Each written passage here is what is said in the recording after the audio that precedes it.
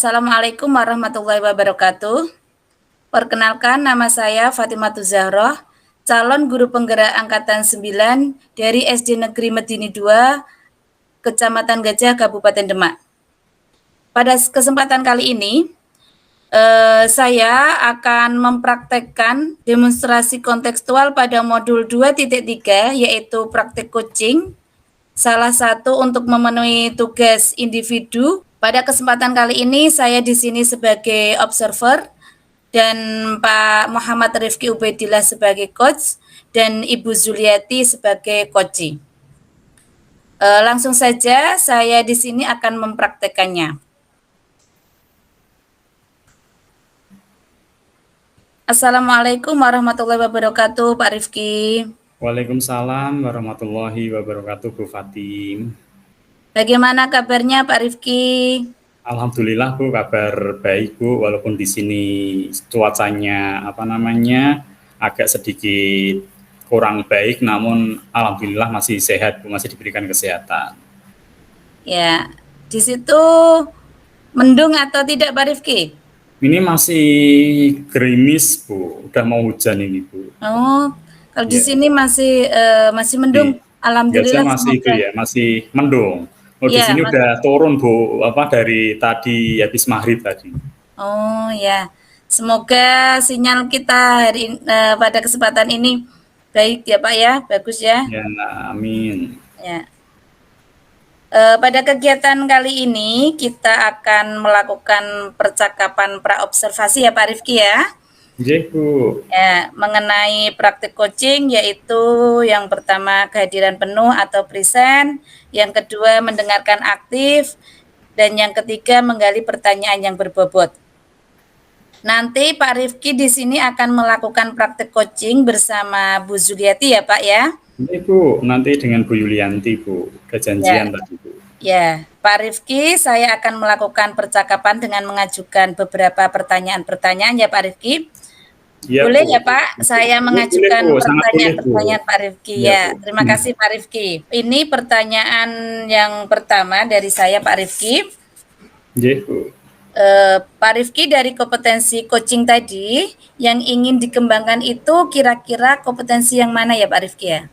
Gini Bu Fatim ya, dengan kompetensi coaching saya ingin mengembangkan kompetensi yaitu kehadiran penuh atau present, kemudian saya itu kadang masih belum bisa fokus dalam praktek coaching mungkin Bu. Mudah-mudahan nanti saya dapat mengimplementasikannya kehadiran penuh saat praktik dengan Bu Yuli nanti Bu. Ya, terima kasih Pak Rifki. Wah, menarik sekali ya kompetensi yang akan dikembangkan Pak Rifki. Saya di sini akan berusaha mengobservasi nanti ya Pak Rifki dalam mengembangkan kompetensi yang tadi Pak Rifki maksud. Ya, mohon bantuannya ya Bu, nanti di observer mana kekurangannya nanti disampaikan kepada saya gitu ya Bu. Iya Pak Rifki, ya baik. Nanti saya akan membantu menjadi observernya Pak Rifki dan Bu Zuliati. Nah Pak Rifki, untuk pertanyaan selanjutnya, bagaimana penilaian Pak Rifki terhadap apa yang akan dikembangkan selama ini ataupun perkembangan yang akan kita bicarakan pada hari ini Pak? Ini Bu, tadi kan saya sudah menyampaikan ya Bu, untuk sementara ini saya masih kurang fokus dalam kompetensi kehadiran penuh Bu. Terkadang emang dalam coaching kita harus benar-benar fokus ya Bu, harus benar-benar kehadiran penuh agar tujuan itu tercapai. Itu Bu yang masih saya harapkan ya, itu Bu benar-benar fokus itu yang masih kurang mungkin Bu. Ya Pak Rifki ya, berarti kompetensi yang akan Pak Rifki kembangkan di sini kehadiran penuh terutama ya Pak ya, dari ketiga kompetensi coaching tadi ya Pak ya. Bu, salah satunya kehadiran penuh itu Bu. Ya, baik Pak Rifki, saya akan membantu mengamati pengembangan kompetensi yang Bapak maksud tadi. Sekarang Pak Rifki, apa nih harapan Pak Rifki dari observasi yang akan kita lakukan bersama ini Pak? Harapannya apa kira-kira Pak? Ya gini Bu, karena saya merasa kurang di kehadiran penuh, saya akan meningkatkan kompetensi kehadiran penuh nih. Saya akan mencoba latihan saat coaching nanti dengan Bu Yuli Bu, agar kelemahannya saya nantinya kedepannya dapat tertutupi ya, akan berkurang gitu Bu. Itu Bu, yang akan saya lakukan nanti Bu. Ya, baik Pak Rifki, langsung saja ya kita mulai proses coachingnya. Monggo Pak Rifki dipersilahkan bersama Bu Zuliati untuk melakukan proses coaching. Monggo Pak. Ya, baik Bu, terima kasih Bu. Assalamualaikum warahmatullahi wabarakatuh. Ini ya, perkenalkan, nama saya adalah Muhammad Rifki Ubedillah, CGP Angkatan 9, Kabupaten Demak. Saya dari SD Negeri 3 Kedondong 3 Gajah ya Bu.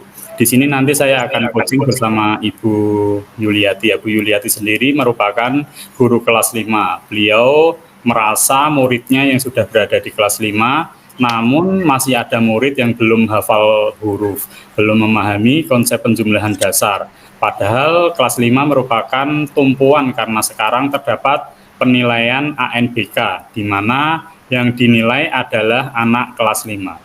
Soal-soal di ANBK sudah merupakan soal HOTS. Bu Yuliati merasa sebagian muridnya belum mampu untuk menghadapi ANBK dengan kemampuan yang seperti itu ya Bu. Hal ini sangat mengganggu pikiran Bu Yuliati karena mau tidak mau muridnya harus melaksanakan ANBK ya Bu. Assalamualaikum Bu Yuli. Waalaikumsalam Pak. Gimana Bu kabarnya? Alhamdulillah sehat, Pak, ya sehat. Bapak gimana Pak kabarnya? Alhamdulillah Bu, saya juga sehat Bu. Ya. Ini ada apa Bu kok tumben minta ketemu? Iya nih Pak, lagi galau. Mau sharing-sharing boleh ya Pak ya? Iya sangat boleh Bu, ini juga mumpung saya sedang free Bu. Silakan Bu kalau mau sharing. Sharing tentang apa ini ya Bu? Ini loh Pak tentang masalah di kelas saya Pak. Jadi Bu, gimana Bu masalahnya? Ini saya kan ngajar di kelas 5 Pak. Seharusnya itu kan kelas 5 kan ya sudah bisa baca, sudah bisa menghitung. Tapi kok murid saya itu masih jauh dari kemampuan itu Pak. Tuh, jadi saya pusing karena masalah itu Pak. Berarti Bu Yuli ingin mendapatkan ide gitu ya Bu, tentang permasalahannya itu ya Bu? Iya Pak, jadi saya itu pengen mendapatkan ide atau mungkin saran, masukan dari Bapak terkait permasalahan di kelas saya tadi gitu. Berarti tadi masalahnya tentang siswanya yang masih kurang dalam matematika tadi ya Bu. Kemudian gini Bu, jadi Ibu resah gitu ya Bu. Jadi murid kelas 5 yang belum bisa membaca dan berhitung. Padahal nantinya kelas 5 ini akan ada yang namanya asesmen nasional atau ANBK itu ya Bu. Iya Pak, jadi gitu loh Pak. Kelas 5 itu kan ya ada ANBK, kemudian kelas 5 itu kan ya sudah pusatnya lomba ya Pak. Tapi kok anak-anak kok ya ada yang belum lancar membaca, bacanya itu masih susah, kemudian ada yang belum matang konsep penjumlahannya, padahal harusnya kelas 5 itu kan sudah matang konsepnya, dan saat melaksanakan ANBK nanti kan soal-soalnya juga sudah hot semua ya Pak ya, tapi kok itu masih seperti itu gitu ya Pak. Ya soalnya saya juga tiap tahun jadi proktor Bu, jadi tahulah soal-soal ANBK itu seperti apa ya Bu. Nah terus ini sekarang apa yang ingin Bu Yuli dapatkan dari pertemuan hari ini Bu? Ya itu tadi Pak, saya itu pengennya itu nanti bisa mendapatkan ide, jadi saya itu bisa yakin dengan ide tersebut, mungkin dengan masukan saran dari Bapak tadi nanti bisa menguatkan ide-ide saya untuk mengatasi masalah ini Pak, gitu. Nah kira-kira tadi kan berkaitan dengan murid Ibu yang masih belum bisa membaca dan berhitung ya Bu, padahal udah kelas 5 dan nanti juga anak-anak kelas 5 nantinya juga akan melaksanakan ANBK gitu ya Bu? Iya Pak, itu seperti tadi yang saya sampaikan tadi, kelas 5 itu sudah pusatnya lomba, ada ANBK juga. Ternyata kok masalahnya itu seperti ini. Ini tuh sebenarnya saya itu perdana loh Pak di kelas 5. Dulu itu saya itu dari awal pengangkatan 2009 itu saya itu di kelas 6 hampir 11 tahun. Setelah itu terus saya mulai pindah kelas dari kelas 4, 3, 2, dan 1. Baru tahun ini saya di kelas 5. Ternyata malah menjumpai hal yang seperti ini tadi. Ternyata kok di luar ekspektasi saya. Harusnya ini malah pas sekali Bu, saya malah tiap tahun itu menghadapi ANBK dan tiap tahun juga menjadi proktor Bu. Oh Saya gitu. hampir dari ANBK pertama sampai sekarang itu menjadi proktor terus, Bu. Ya Hmm. mungkin baru tahun kemarin saya lepas jadi proktor, Bu. Tapi ya nantinya mesti kalau apa saya sedang free itu mesti ditunjuk dengan apa oleh kepala sekolah itu jadi proktor. Jadi saya paham betul bagaimana soal-soal ANBK. Nah sekarang saya mau tanya sama Bu Yuli, idealnya kemampuan murid kelas 5 itu seperti apa sih, Bu? Ya seharusnya kalau sudah kelas 5 itu ya harusnya sudah lancar membaca ya Pak ya. Kemudian memahami kalimat, bahkan teks bacaan juga harusnya sudah bisa. Numerasinya juga harusnya sudah ke operasi perkalian, pembagian, bahkan ke pecahan atau bilangan bulat gitu Pak. Tapi kok pada kenyataannya itu masih banyak yang belum bisa seperti itu. Akhirnya saya itu ya menyuruh anak-anak tadi lebih giat belajar membaca dan berhitung, seperti itu, Pak. Oh gitu ya Bu, berarti upaya yang dilakukan oleh Bu Yuli itu selama ini menyuruh banyak latihan membaca dan berhitung ya Bu, gitu ya Bu. Ada upaya yang lain enggak Bu yang dilakukan oleh Bu Yuli? Ada rencana sih, Pak, pengennya saya itu melaksanakan pembelajaran berdiferensiasi yang lebih terfokus ke anak-anak tadi. Dan sebelumnya kan saya pasti sudah memetakan anak berdasarkan kesiapan belajarnya. Jadi saya itu benar-benar bisa memberikan pelayanan yang maksimal kepada anak-anak yang tadi. Itu rencana saya, Pak. Jadi sudah ada tes awal itu ya Bu. Kemudian Bu Yuli melaksanakan pembelajaran berdiferensiasi yang lebih terfokus ke anak-anak tadi ya Bu, agar lebih maksimal gitu ya Bu. Jadi Bu Yuli sudah melakukan tes awal, kemudian melaksanakan pembelajaran secara berdiferensiasi. Iya Bu, gitu Bu. Nah, iya betul begitu Pak. Jadi nanti saya itu akan melaksanakan pembelajaran berdiferensiasi, kemudian juga memberikan pendekatan khusus untuk mereka dan memberikan scaffolding juga Pak untuk mereka. Lah kira-kira kesempatan apa yang Bu Yuli miliki dalam melaksanakan itu Bu? Kesempatan saya yang saya miliki ya dalam pembelajaran sehari-hari Pak. Jadi di dalam pembelajaran itu saya bisa memberikan pelayanan yang sesuai dengan kebutuhan anak-anak saya gitu. Jadi dalam pembelajaran sehari-hari saya nanti akan memetakan kebutuhan belajar mereka dan saya bisa memberikan perlakuan kepada anak-anak tersebut. Okay. Selain itu kira-kira ada rencana lain enggak Bu? Atau mungkin Ibu lakukan agar kemampuan anak itu lebih meningkat lagi dari yang sekarang ini Bu? Ya Rencana mungkin, lain selain itu tadi Bu? okay. Ya mungkin selain itu anak-anak saya suruh belajar di rumah Pak. Saya beri itu loh Pak buku latihan membaca dan berhitung seperti anak TK dan kelas 1 itu loh Pak yang ada tingkatan-tingkatannya. Jadi nanti kan anak-anak itu bisa saya lihat perkembangannya dari buku yang sudah dia kuasai begitu Pak. Ya bagus sekali itu Bu ya, diberikan buku-buku tadi seperti apa anak-anak yang kelas 1. Ya semoga di rumah itu dibaca ya Bu. Kadang itu anak kalau nggak diingatkan juga malah nggak dibaca, nggak dibuat belajar Bu. Tetap diingatkan ya Bu itu nantinya di rumah juga. Iya Dan Pak. mungkin bisa apa minta tolong juga ke orang tuanya untuk mengawasinya Bu. Mungkin seperti itu Bu. Iya.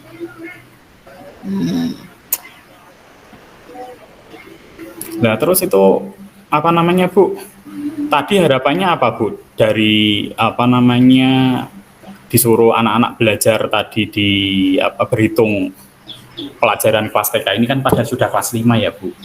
Iya harapannya ya ini Pak, karena memang anak itu kan memiliki tingkat kemampuan yang berbeda ya Pak. Iya, Jadi Bu. mereka itu walaupun mungkin secara usia sudah di kelas 5, tapi kan kematangan dan kesiapan belajar mereka kan berbeda. Ya karena anak tadi menurut saya kesiapannya itu masih minim sekali. Jadi harapan saya dengan memberikan perlakuan khusus ke mereka, walaupun ini di tahap-tahap awal seperti mereka mungkin belajar di tahap anak TK dan kelas 1, harapan saya mereka benar-benar mulai konsepnya itu benar-benar matang dari bawah begitu Pak. Jadi nanti bertahap dari bawah, step by step mereka akan menguasai konsep dengan benar.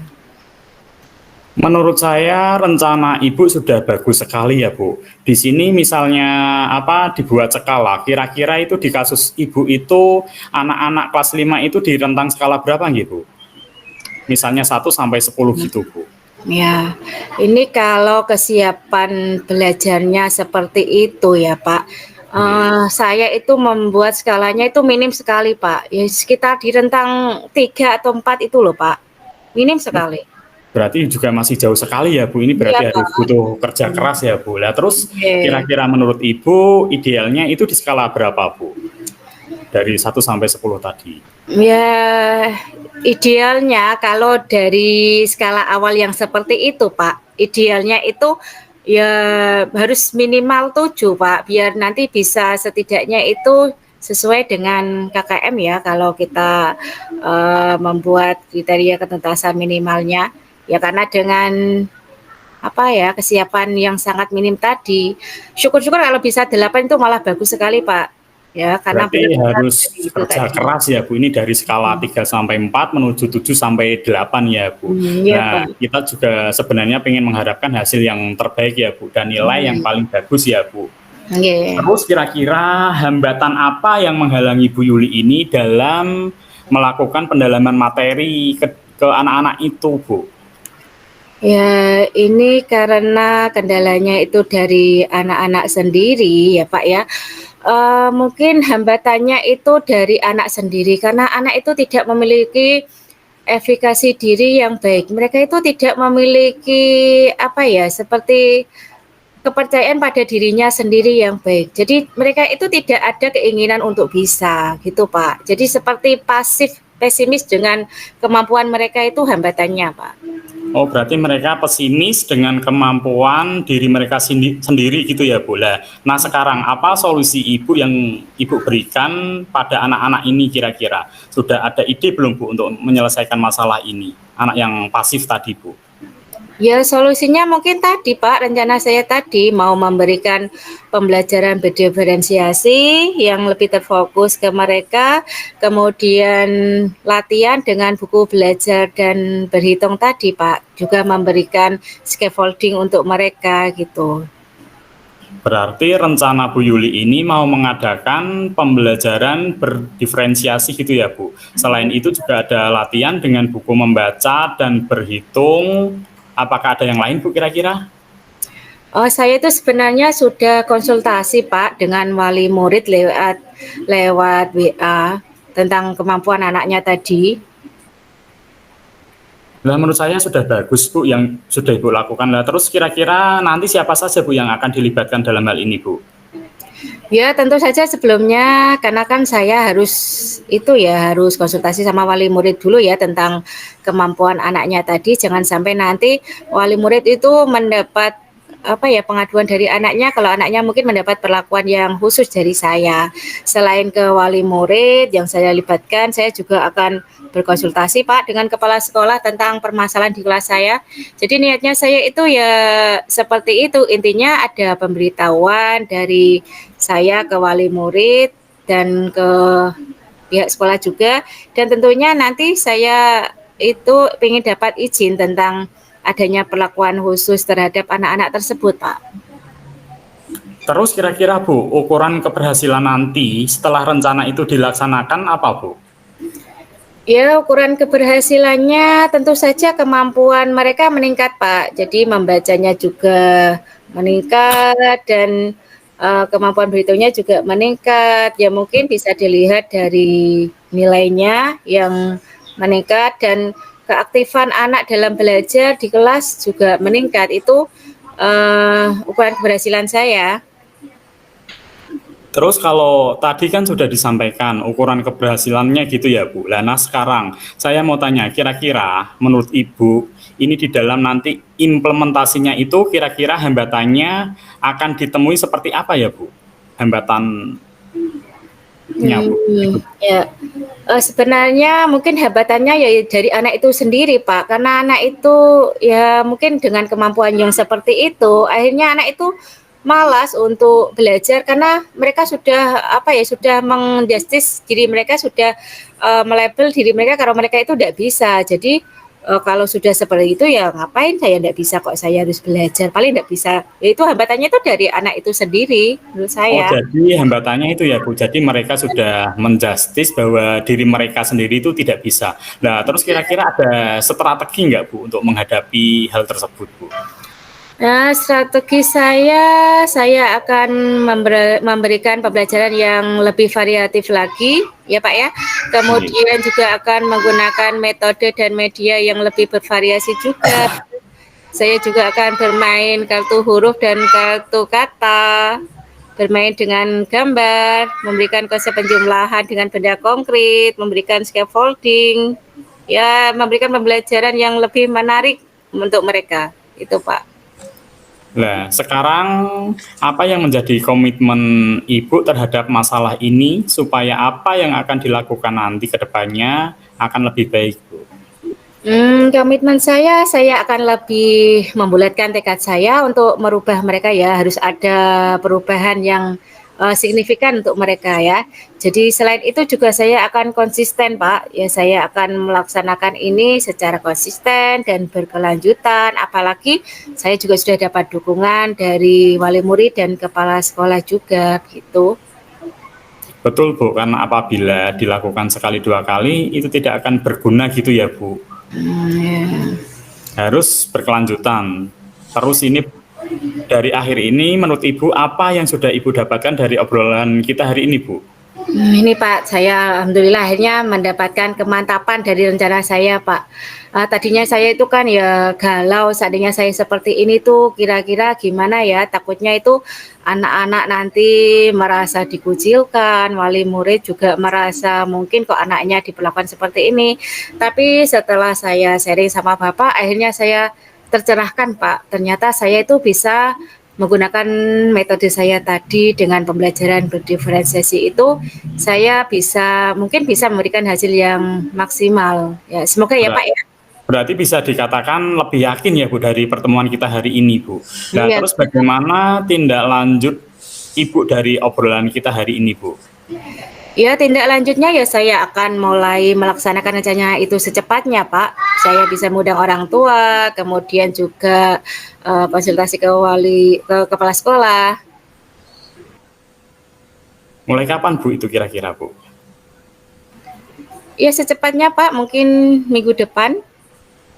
Ya, bagus sekali Bu. Semakin cepat, semakin baik Bu. Biar anak nanti bisa meningkat kemampuannya ya Bu. Iya, Mengejar Pak. ketinggalan materi gitu ya Bu. Ya, betul sekali Bapak. Nah, sekarang kira-kira perasaan Ibu itu bagaimana setelah obrolan kita hari ini Bu? Ya, alhamdulillah Pak, sangat lega sekali, sangat tercerahkan. Terima kasih ya Pak ya, sudah memberikan kemantapan untuk masalah-masalah saya tadi dan sudah memberikan semangat Pak kepada saya. Maaf ya Pak ya, sudah mengganggu waktunya. Enggak Maaf. Bu, enggak mengganggu. Nanti kalau ada sesuatu lagi bisa datang dan kita ngobrol Bu. Saya juga mendapatkan ilmu juga dari Ibu kok. Ya, nanti kalau saya sudah melaksanakan itu, saya akan itu Pak, konsultasi sama jenengan lagi tentang perkembangannya. Maaf ya Bapak ya, sudah mengganggu waktunya. Ini saya pamit dulu ya Bapak ya. Iya Bu, Makasih. monggo Bu. Assalamualaikum Pak Rifki. Waalaikumsalam warahmatullahi wabarakatuh Bu.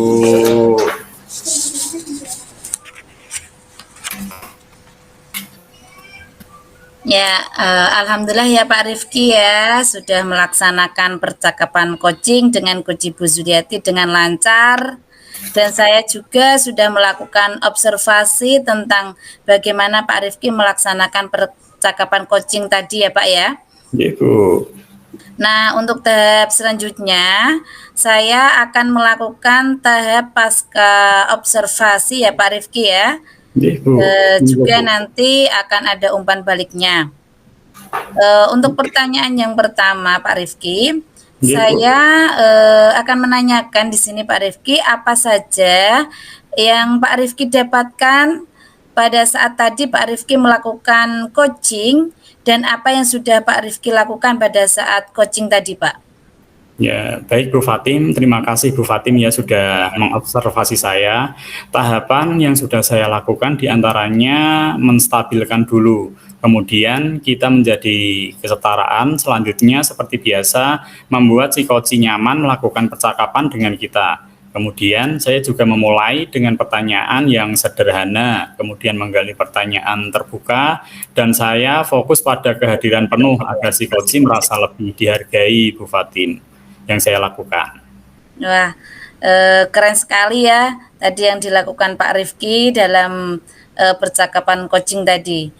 Nah, sekarang Pak Rifki, untuk pertanyaan yang kedua, setelah tadi Pak Rifki melaksanakan percakapan coaching dengan Bu Zuliati tadi, bagaimana Pak Rifki dalam kompetensi coaching kehadiran penuh, performa Pak Rifki dari angka 1 sampai 10, menurut Pak Rifki berada pada performa angka berapa, Pak?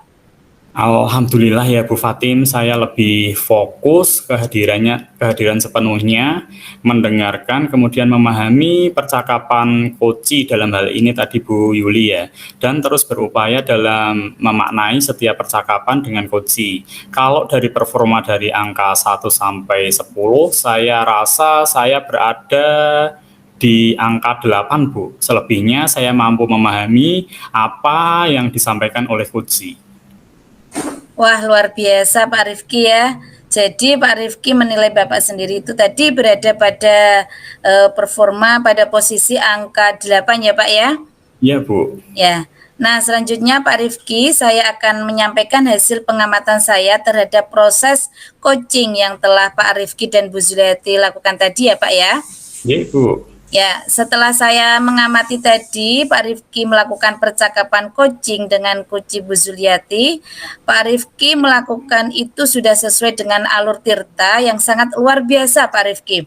Yaitu dari pengamatan saya, Pak Rifki mulai dari tujuan, kemudian identifikasi masalahnya, juga sudah menanyakan rencana aksi, dan terutama si coach mampu bertanggung jawab sehingga coach tadi menyampaikan dan menceritakan permasalahannya yang dihadapi, dan coach sendiri mampu memberikan solusi terbaik ya Pak Rifki tadi ya Pak ya.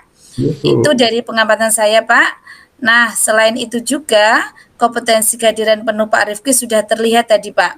Sudah melakukan sesuai prinsip coaching. Ada prinsip kemitraan juga yang saya amati, kemudian kesetaraannya juga sudah terlihat Pak. Jadi kelihatan tadi dengan Coach Bu Zuliati tidak ada perbedaan ya Pak. Kemudian dari proses kreatif juga muncul, yaitu Pak Rifki tadi sudah memberikan pertanyaan-pertanyaan yang luar biasa ke Bu Zuliati. Dan Pak Rifki tadi juga sudah memaksimalkan kompetensi coach seperti itu ya Pak ya. Kemudian Pak Rifki, untuk selanjutnya saya ingin menanyakan kompetensi apa lagi yang nanti ingin Pak Rifki kembangkan berdasarkan hasil percakapan coaching yang sudah Pak Rifki lakukan tadi Pak untuk kedepannya. Oke, baik Bu, saya akan mencoba itu ya menjawab. Dari hasil percakapan tadi dengan Bu Yuliati, saya mencoba akan mengembangkan kompetensi mengajukan pertanyaan yang berbobot. Tentunya saya harus menggali pertanyaan-pertanyaan yang lebih tajam lagi, seperti itu Bu. Oh ya, jadi Pak Rifki ingin lebih mengembangkan kompetensi mengajukan pertanyaan-pertanyaan yang berbobot seperti itu ya Pak Rifki ya? Iya Bu, Ya, benar Bu. semoga kedepannya Pak Rifki dapat mengembangkan kompetensi tersebut tadi ya Pak ya. Nah, Bu. Pak Rifki, rencana apa yang akan Pak Rifki lakukan dan butuh bantuan siapa saja untuk melaksanakan atau meningkatkan kompetensi yang Pak Rifki inginkan ke depannya Pak? Ya, untuk meningkatkan kompetensi tersebut ya Bu, yang saya lakukan, saya akan berkolaborasi dengan teman CGP yang lain atau rekan sejawat yang dapat saya jadikan supervisor dan semua yang bisa saya ajak diskusi bersama Bu, untuk meningkatkan performa saya pada saat melaksanakan coaching. Gitu Bu. Wah, luar biasa sekali ya Pak untuk rencananya Pak Rifki. Baik Pak Rifki, mudah-mudahan apa yang Pak Rifki rencanakan semoga dapat meningkatkan lagi kompetensi Bapak, bisa dilaksanakan dengan sebaik-baiknya ya Pak dalam meningkatkan kompetensi tadi dan dalam meningkatkan performa Bapak agar menjadi di angka 10 ya Pak ya. Nggih, Bu. Terima kasih Ya. Bu udah mengobservasi saya ya, Bu. Ya, alhamdulillah Pak Rifki, saya kira observasi saya terhadap proses pelaksanaan coaching Pak Rifki dan Bu Zuliati, saya kira sudah cukup ya Pak. Terima kasih Pak Rifki dan Bu Zuliati atas pelaksanaan coachingnya tadi, pelaksanaan coaching yang sangat luar biasa. Semoga kegiatan coaching kali ini dapat bermanfaat bagi kita semua. Saya akhiri ya Pak Rifki, Bu Zuliati. Apabila ada kata-kata saya yang kurang berkenan, saya minta maaf ya Pak, Bu. Nggih, Bu. Nah, saya akhiri. Assalamualaikum warahmatullahi wabarakatuh. Waalaikumsalam warahmatullahi wabarakatuh. Ya, demikian praktek coaching yang kami lakukan. Semoga praktek coaching ini dapat bermanfaat bagi kita semua. Saya akhiri. Assalamualaikum warahmatullahi wabarakatuh.